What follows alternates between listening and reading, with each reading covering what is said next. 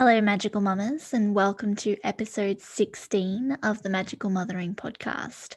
Today, I'm talking about embracing slow when we feel like our world is just spinning too fast. So, energy really feels like it's been amping up a lot lately.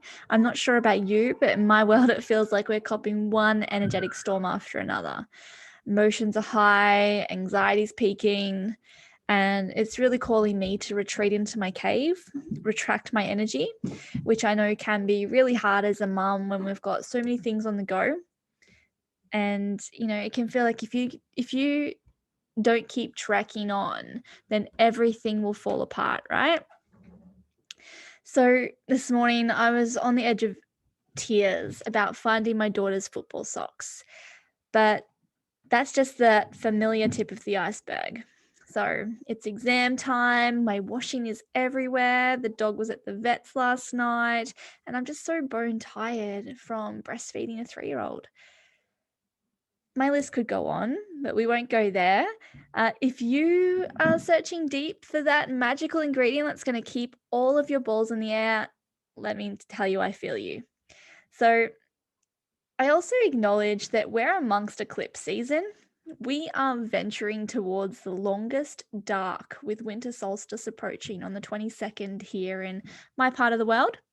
And on top of everything else, Mercury is in retrograde. So, Mercury is the planet of communications. And when it's in retrograde, it appears to be traveling in reverse. And this is drawing our energy backwards from the time period is May 30th to the 23rd of June. So, Mercury in Greek mythology is Hermes, the winged messenger of the gods, hence the planet ruling messages, communication, technology. He was also a trickster. He's like a forest sprite who runs ahead of you on the woodland track and places obstacles, then he'll hide behind the tree and giggle as you stumble. So, yeah, he'll trip you up if you're not aligned or you keep trying to push ahead when you shouldn't be. So, Mercury retrograde can actually cop a lot of blame around our communication breakdowns, technology difficulties. You're told not to travel or start any new ventures during Mercury retrograde because things may trip you up. This is a time to slow down, and we can actually use this period to keep us aligned with our purpose, our values, and even prevent burnout with our bodies, our minds, and our plans. So, how do we do that? All right. So, at this time of year, or in this energy period, our energy is really calling for retreat right now. You might be feeling extra tired, heightened emotions. So, hello, snappy mama. You might even be noticing this in your kids. They might be more reluctant to comply with your needs. They want to focus on their own ventures. They're tuning out your voice with their screens or other ways that they like to numb from all of the too muchness of the world. We need to model healthy ways to restore our bodies and nervous systems.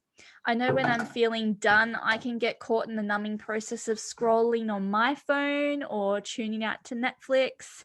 So that's often a way that society has recommended that we unwind by, just chilling out from the couch for a bit, watching a movie, watching a show that makes us laugh. And that can be great, but it's also, I'm really conscious of the fact that this is my system trying to block out stress. The thing is, whilst we're ignoring all of the problems short term, it's not actually restoring our energy.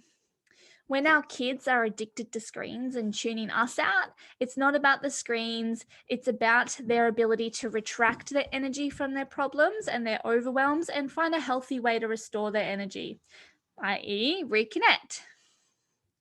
So, retracting our energy.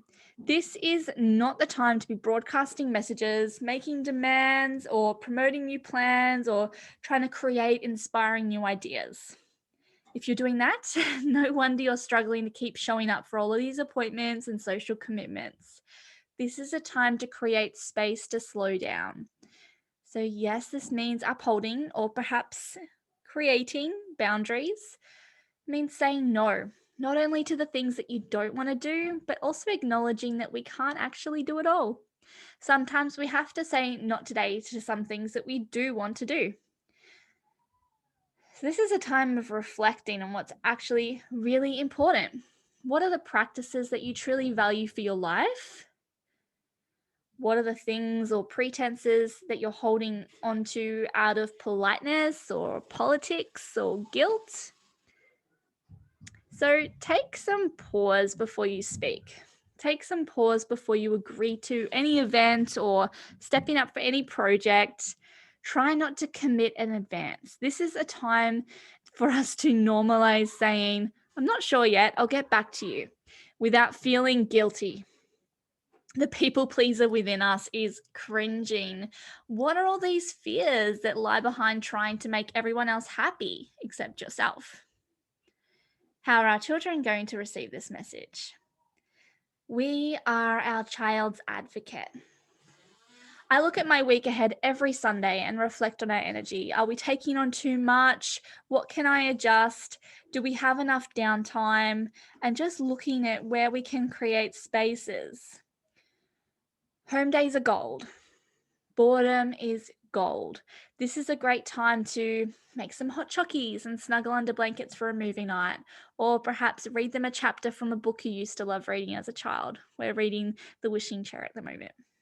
Or perhaps your kids are loving playing a particular game, and you can increase the connection by perhaps just sitting and watching them play, or asking them questions about it, or joining in.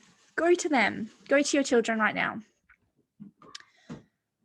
Retract your energy from matters that are not in your values list and redirect your energy where it counts. No, you're not a weirdo for not feeling up to peopling right now. Once you've created this space, it's time to restore your energy. The best way to increase energy is using energy, but in the right way. The way that's going to actually restore you, not burn you out. What actually strengthens you? What actually fills you back up? Realign with this. This will ignite your pleasure pulse. So this is looking at the things that you do, or maybe that you used to do, that you could spend hours doing, and it didn't feel like it would make you tired. It didn't feel like it would wear you out. Allow yourself to have some pleasure without guilt. There's no such thing as guilty pleasure. Dance around to 90s music and sing up a storm if that's what you need right now. What are all the things that you tell yourself you can't have? No, we're not going on a bender, but what we are acknowledging is how much joy we're actually denying ourselves. We hold such high expectations on ourselves to maintain a high level of activity, of not slacking off and holding ourselves back from activating joy and pleasure. In a recent ancestral healing I guided for a client, it revealed etched in fears surrounding the pursuit of creative endeavors over keeping up with house chores. So the fears were that if she let some of her housework go in order to paint, create, that she would get left out in the cold, rejected. Her role as a wife in this loveless marriage to a husband who provided her means for food and shelter, gave her basic survival, was attached to her worth that she had assigned to her value as a homekeeper, meaning that she was valued enough by him to keep the house running, provide the foods, keep everything washed and tidy. But if she was to stop doing that and take on more of her characteristic pleasure self and be more of in her character, her true nature of joy, she would lose her worth to him. There was no love in that tie. We must unleash our wild feminine from these patriarchal memories that live in our feminine lineage. We are no longer tied to that masculine role of protecting us. We are able to take care of ourselves in a lot of different ways. Okay, so we are in a different position now. We must remind ourselves that we don't need to marry out of survival. Okay, we can marry out of love and joy and pleasure. You don't have to get married at all, but you can be together and work in a partnership for different reasons than how it used to be. Times have changed. The anxiety, the overwhelm, the depressive states are a reaction to disconnect from accepting our true self, does not thrive in the modern framework. It's an exhaustive expression of maintaining our masks to conform and in constant compensation. Through this journey of magical mothering, we're working to trust ourselves fully, to be the leader in a new way of living that is guided by our body's intuition in alignment with elemental energy. We're processing the reasons why we feel we must maintain these masks, these coping mechanisms that we implement out of survival in a world that doesn't have our best interests at heart. How can we invoke our inner mother to hold ourselves in loving compassion through every stage? This is the work that we need to endeavour. Otherwise, I'm concerned our children will follow our lead. They'll find their own masks to survive, and this cycle of modern world will continue to break us down over and over again. If you want more of this, then don't forget to subscribe so that you get my next episode. And I invite you to come support me over on Patreon with the link in the description. You can see all my episode notes at daniafoster.com/blog/episode 16. I work with elemental energy to support women and children to reconnect together through nurturing mothers to become the guide their children chose them to be. If you'd like to work with me, please send me an email, dania@daniafoster.com, or book a free chat in this link below. I'd love to be your guide on your own magical motherhood journey. Thank you so much for joining me.